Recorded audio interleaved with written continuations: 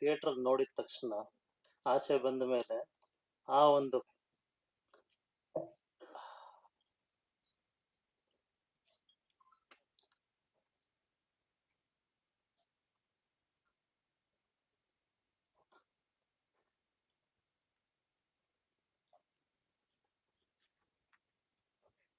Thank you thank you thank you thank you sir thank you.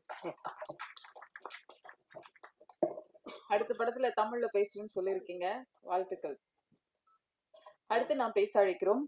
மழை சிரிக்க மண் சிரிக்கும், இவர் சிரித்தால் நம் இதயம் சிரிக்கும். பாலில் விழுந்த பளிங்கு போல இவரின் பேச்சு, உடையும் இடையும் ரசிகர்களை ஒரு கணம் மறக்க வைக்கும். ஸ்குவாஷ் அழகு புயல் கோமல் சர்மா அவர்களை பேச அழைக்கிறோம்.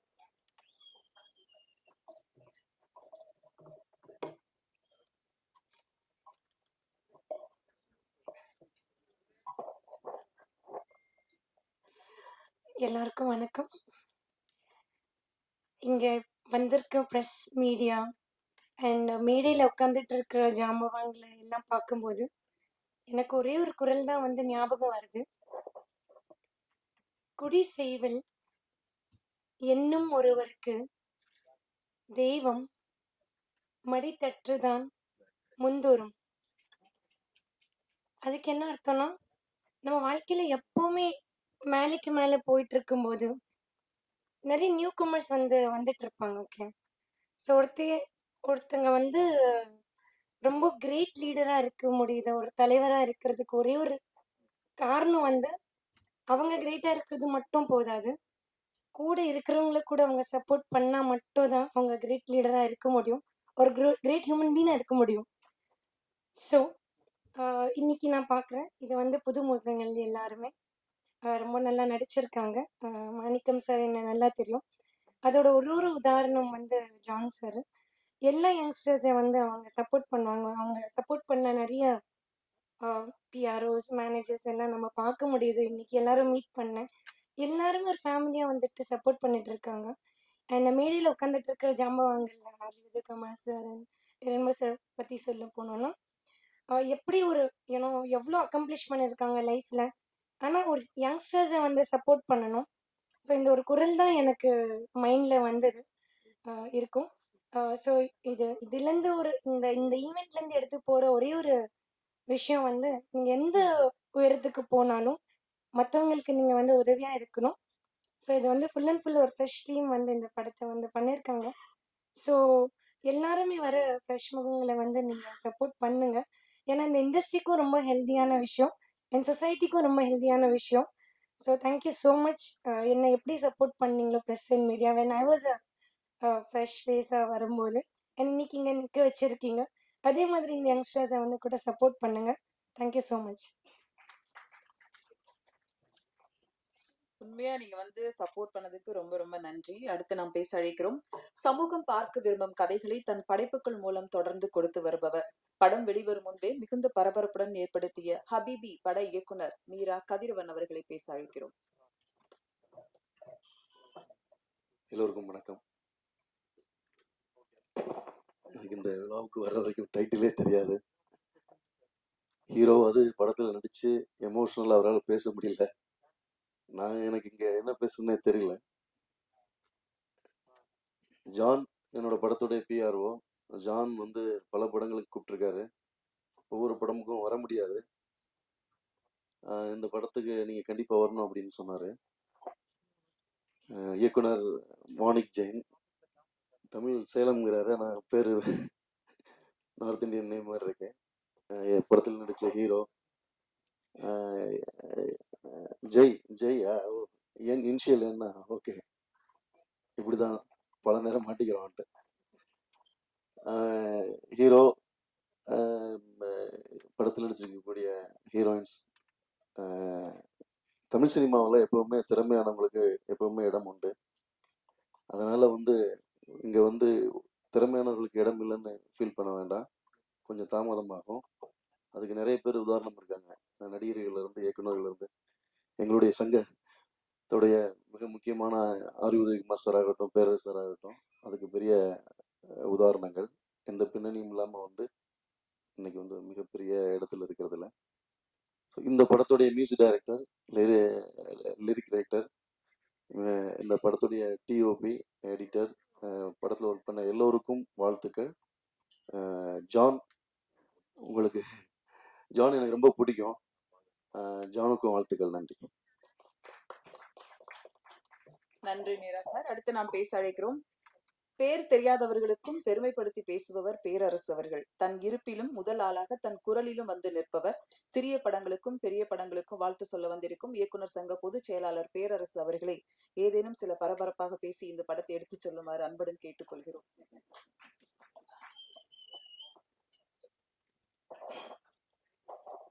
தொகுப்பாளினி கவிதா மேடம் ரொம்ப அழகா தெளிவா பேரரசு மாதிரி இல்லாம தமிழ் பேசக்கூடியவர். பிகினிங்ல கன்னடத்தில் பேசுறாங்க. கன்னடதானே? ஆமா.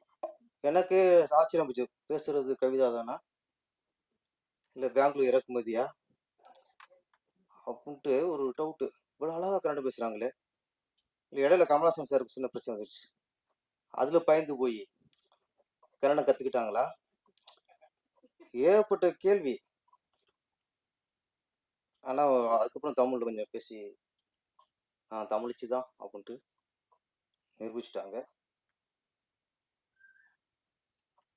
கதாநாயகன் நீங்க அமைதியா இருந்தாலே அழகு. பேசணும் அவசியம் இல்லை. அவருக்கு தமிழ்ல பேசுறதா இங்கிலீஷ்ல பேசுறதா இல்ல தமிழ்நாட்டுல வந்து கன்னடம் பேசினா தப்பா போயிருமா? இத்தனை கொஸ்டின். தமிழர்கள் வந்து அப்படி இல்லை. நீங்க எதை பேரும் ரசிப்போம். கன்னடம் பேச ரசிப்போம், தெலுங்கு பேச ரசிப்போம், மலையாளம் பேச ரசிப்போம். எங்களுக்கு மொழியே பிரச்சனை இல்லை. தமிழர்கள் மாதிரி பெருந்தன்மையாலும் யாருமே இல்லைங்க. இங்க திறமை தான் முக்கியம். எங்களுக்கு பிடிக்கணும், அவ்வளவுதான். ரஜினி பிடிச்சி போச்சுன்னா நாங்கள் சூப்பர் ஸ்டார் கொண்டாடிடுவோம். சரோஜதேவி பிடிச்சி போச்சுன்னா கன்னட கிளீனா பட்டம் வைப்போம். நாங்க வைப்போம், தைரியம் வைப்போம். கன்னட கிளீன்ட்டு கன்னட பைக்கில் அவரு தேவராஜர் கட்ட வச்சிருக்காரு. அவங்களுடைய அந்த காலகட்டம்ல நம்ம சிம்ரன் புஷ்பனா கட்ட சொல்லுவோம். பானுமதி சரோஜதேவினா அவரு பட்டம்லாம் கட்ட சொல்லுவாரு. என்னன்னா கன்னட பைங்கிலி. நீங்க அங்கே நாங்க எங்க தமிழ் பொண்ணு நடிக்க வைக்க அனுப்புறோம். நீங்க தமிழ் பைங்கில இங்க பட்டம் வைப்பீங்களா? யாராவது? நாங்க வைப்போம்யா. வைப்போம் இல்லைண்ணே? ஆமா, கன்னட கட்டழகி நாங்க எல்லாம் வைப்போம். சொல்றேன், நீங்க பயப்படக்கூடாது. ஹீரோ வந்து நீங்க கன்னடத்தையும் பேசிக்கலாம் அழகா. பாருங்க, நீங்க இங்கிலீஷ் பேசும்போது இங்க யாரும் கைதட்டல. ஆனா கன்னடம் பேசும்போது நாங்க எல்லாரும் கைதட்டோம். அதான் தமிழர்கள். தமிழ் பெருமை சொல்லிட்டே போலாம். எங்களுக்கு தெரிஞ்ச விஷயம் இது வரைக்கும் தமிழ்ல இருந்தா உலகத்தின் முதன்மொழி தமிழ் சொல்லி கொடுத்துறாங்க. எங்களுக்கு தமிழ்ல இருந்தா தெலுங்கு போச்சு சொல்லி கொடுத்துறாங்க. தமிழ்ல இருந்தா மலையாளம் உருவானதும் சொல்லி கொடுத்துறாங்க. தமிழ்ல இருந்தா கன்னடம் உருவாச்சுன்னு சொல்லி கொடுத்துறாங்க. இதெல்லாம் வரலாறுன்னு நாங்க நம்பிட்டு நம்புறோம். கன்னடம் வேற தமிழ் வேறனா ஓகே, எங்க ஆர்குமெண்ட் பண்ண மாட்டாங்க. நாங்க எங்க நம்பிக்கை சொல்றோம். கன்னடத்துக்கும் தமிழ் சம்பந்தம் இல்லை. யாரும் ஆர்குமெண்ட் பண்றாங்களா? யாராவது? நீங்க அப்படி ஒரு நம்பிக்கை தான் நீங்க நம்பிக்கீங்க. எங்க நம்பிக்கை இப்படி. கடவுள் ஒருத்தன் இருக்கிறாங்கிறான், ஒருத்தர் கொஸ்டின் இல்லைங்குது. அது அவங்க நம்பிக்கை. இல்லைங்கிறது இருக்குங்கிறது இன்னொரு நம்பிக்கை. அது மாதிரி இங்க தமிழ் மண்ணில மொழிக்கும் கலைக்கும் சம்பந்தம் இல்லை. உங்களை வரவேற்கிறோம். வாழ்த்துக்கள். போதுமா கவிதா மேடம்? கண்டென்ட் போதுமா? அதுக்கு அவர் இருக்காரு. நான் சொல்றேன், எனக்கு வந்து தமிழே சரியா தெரியாது, ஒத்துக்கிறேன். ஆனா எங்க தலைவர் இருக்காருல்ல, இயக்குனர் தலைவர், தமிழோட கன்னடம் அழகா பேசுவாங்க. உண்மையை நான் சொல்றேன். உண்மை இல்லையா?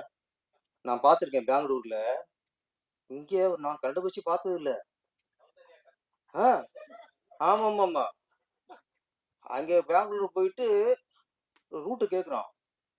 நான் எப்படா அப்படியே கன்னட கவிதை மாதிரி வருது. அவன் டிரைவர் மேலாடுறான். அவரை விட இவன் நல்லா பேசுறாரு. கன்னடத்துல பெங்களூர்ல இருக்க டிரைவரை விட அவர் திருத்துறாரு. அப்படி பேசக்கூடாது அப்படிங்கிறாரு. என்னடா அது? அப்ப அந்த அளவுக்கு கத்து வச்சிருக்காரு. ஏன்னா அவரு நினைச்சிருக்காரு இங்கேயும் இல்லை அங்கேயும் ஒரு எஜமான் எடுக்கணும், அங்கேயும் ஒரு சின்ன கொண்டு எடுக்கணும்னு நினச்சி கற்றுக்கிட்டாரு நினைக்கிறேன். நீங்கள் அப்புறம் தானே சொல்லுங்க. நிறைய பேசுவார் இப்போ. நான் சொன்னது அழகா சுருக்கமாக திருக்குறமா சொல்லுங்க போட்ட சொல்லுங்க. எல்லா கேமராவும் அங்கே பேன் பண்ணுங்க சொல்லுங்க. என்ன நான் பேசிக்கிட்டு பாரு பேசுங்க.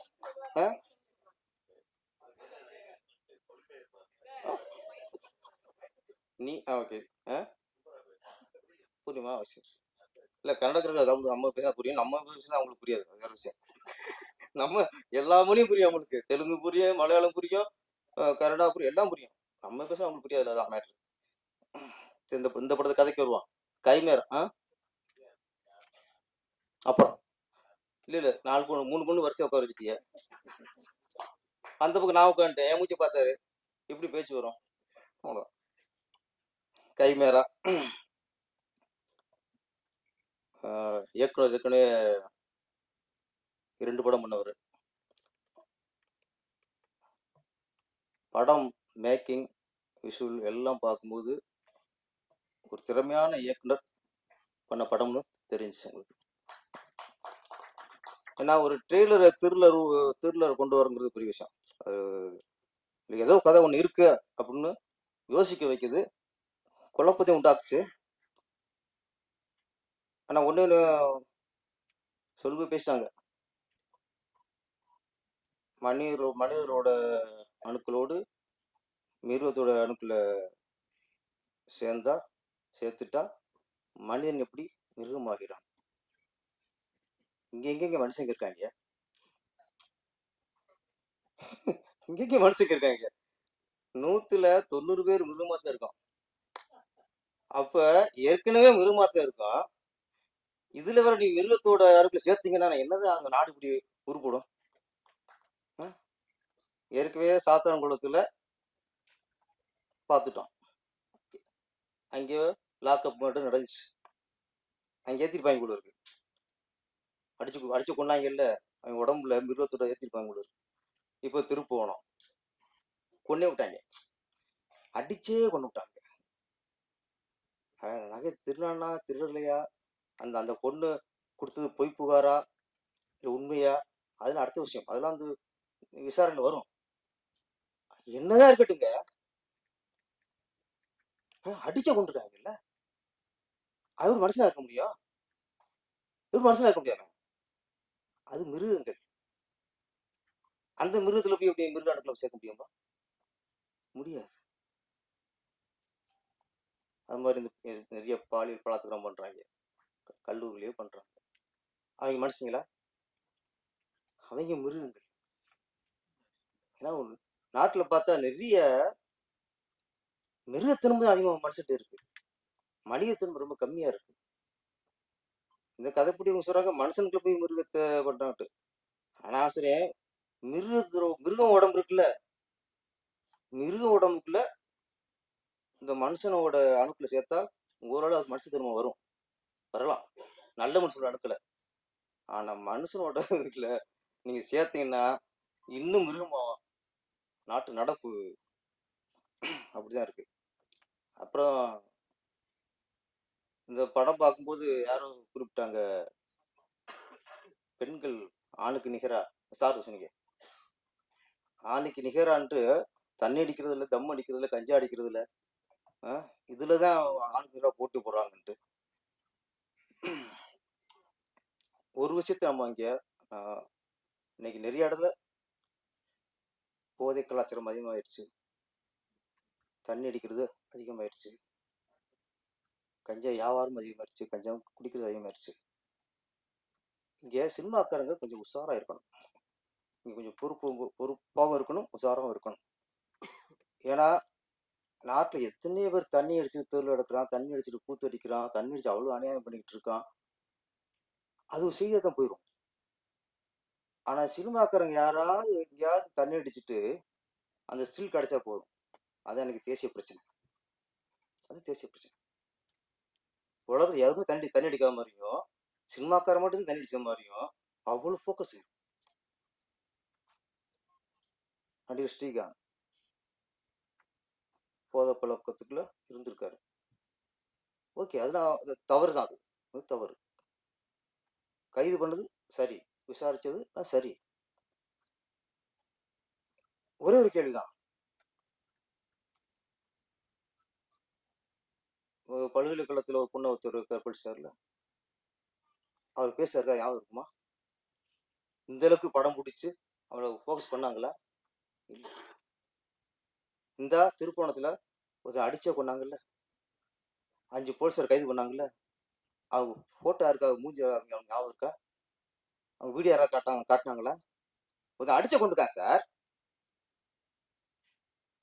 ஏதோ ஒரு எங்கேயோ எடுத்த போட்டோ தான் நம்மளுக்கு ஃபேஸ்புக்ல போறாங்களே தவிர, இது ஒரு பேப்பர்ல எதிரியோ தனித்தனியா போட்டோ போட்டு அவங்க அரெஸ்ட் பண்ண வீடியோ போட்டு அவங்க அரெஸ்ட் பண்ணி ஜெயிலில் போய் தள்ளினாங்களா, அந்த வீடியோ போய் காட்டினாங்களா? காட்ட மாட்டாங்க. ஆனா ஒரு நடிகர் ஒரு போதை பழக்கத்துக்கு போதையில் இருந்திருக்காருன்னு ஒரு காரணத்துக்காக ஒரு தீவிரவாதி மாதிரி, ஒரு பயங்கரவாதி மாதிரி அவங்களுக்கு கூட அரெஸ்ட் பண்ணதில்லை. ஜீப்ல ஏத்துனதுல இருந்து, கார்ல கொண்டு போறது இருந்து, அவ்வளவு நாட்டுல குண்டு வச்சு ஒரு 200-3000 பேரை கொன்னது மாதிரி ஒரு அவ்வளவு பில்டப். போதை பழக்கம் வேற எங்கேயுமே இல்லை. போதை வித்தான் பாருங்க, 2000 கோடிக்கு, அவங்க கூட சரி சில்லு வந்ததில்லை இது வரைக்கும். வித்தவன் சில்லு கூட வந்தது இல்லை. நான் சினிமாக்காரெல்லாம் கொஞ்சம் ஆசுறேன், அதுக்கு நான் நியாயப்படுத்தல. கொஞ்சம் உஷாரா இருக்கணும், நம்ம கொஞ்சம் உதாரணமா இருக்கணும்.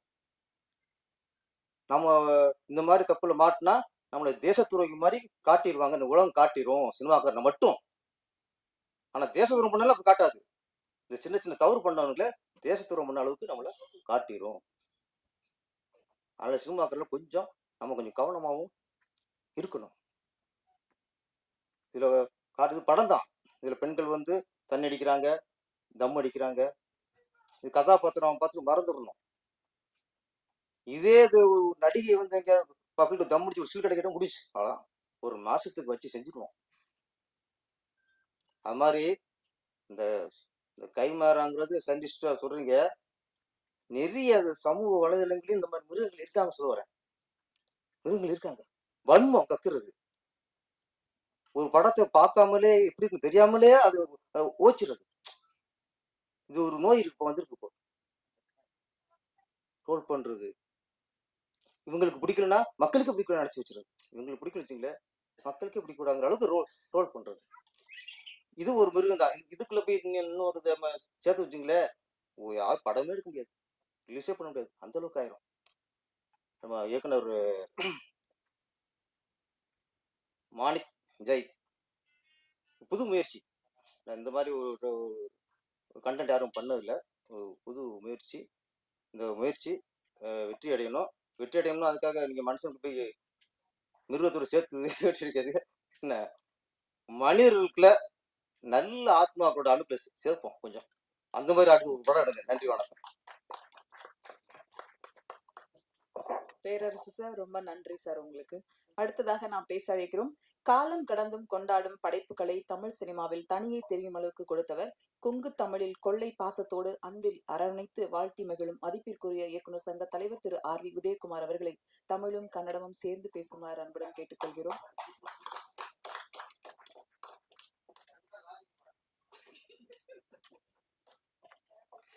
అందరూ బాగున్నారా? ఎప్పుడు వచ్చారు, ఏం చేశారు, టీ అన్ని తాగారా, ట్రైలర్ చూసారా? బాగుందండి రాసండి, బాగలేదంటే బాగలేదని రాసండి, అంతే. ఏమైపోతుంది? ఓకేవా? ఆరంభిக்கிறேன்ப்பா.